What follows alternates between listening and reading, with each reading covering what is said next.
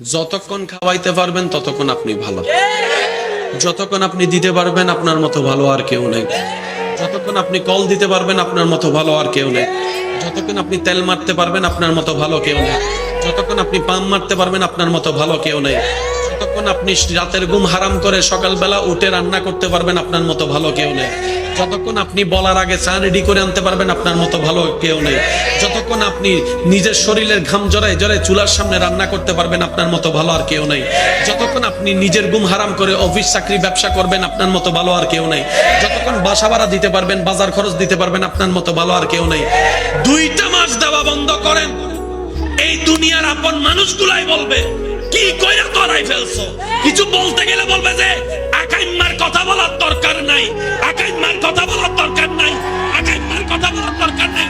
অনেক সময় তো মা বাপ পর্যন্ত এমন কথা বলতে মুখে আটকায় না, নিজের ছেলে মেয়েকে পর্যন্ত ছোট করে কথা বলে, শুধু টাকা না কামানোর কারণে, পরিশ্রম করতে না পারার কারণে।